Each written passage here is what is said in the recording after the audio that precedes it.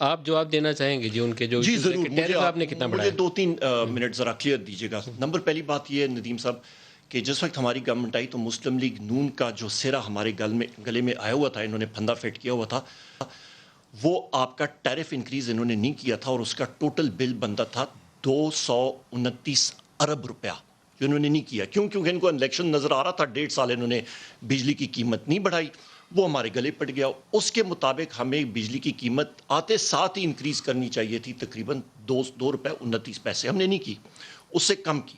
اچھا، دوسری چیز اہم بات یہ ہے کہ جو انکریزز آئی ہیں وہ ساری کی ساری وہ کیپیسٹی پیمنٹس ہیں جو کہ ان کی وقت سے آ رہی ہیں.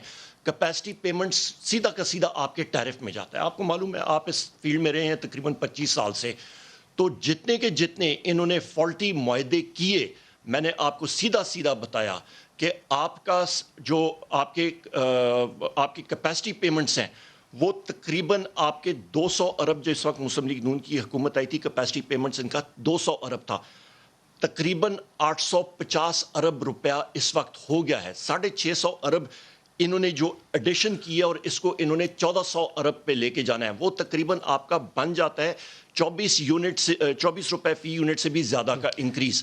سارے کے سارے معاہدے اس پہ وہ ان کی وجہ سے. نمبر ایک پرائس انکریز کے بارے میں ایک.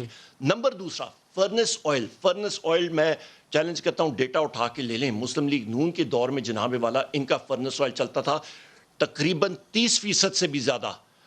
پچھلے 2-2.5 سالوں میں ہم لوگ ایوریج اس کو لے آئے تقریباً 4% سے بھی کم. 4% سے کم. یہ میرا ڈیٹا نہیں ہے، یہ انڈیپینڈنٹ ریگولیٹر کا ڈیٹا ہے جو کہ پبلکلی اویلیبل ہے، اور میں آپ کو ایک ایک منتھ کا آپ کو دکھا سکتا ہوں. اگر آپ کی اجازت سے میں ایک سیگمنٹ کرنا چاہتا ہوں. آخری کویسچن انہوں نے ایل این جی کا پوچھا. ایل این جی کا ہم نے قطر سے ہم نے ایکسٹرا کارگوز لیے، اور وہ بھی ان کو معلوم ہے کہ ان کی مطلب 2 ٹرمینلز بن رہے ہیں. ایک ٹرمینل جو ہے وہ اس کی قیمت کم ہے، دوسرا ٹرمینل آ رہا ہے اس کی قیمت زیادہ یہ لے رہے ہیں. ان کی غلط پالیسیز کی وجہ سے نہ انہوں نے ایل این جی میں سٹوریج بنائی نہ کچھ اور دیا. نہیں، مسلم لیگ نون کا تھا. اچھا، سونے پہ سہاگا. آخری چیز، نہ سٹوریج بنائی.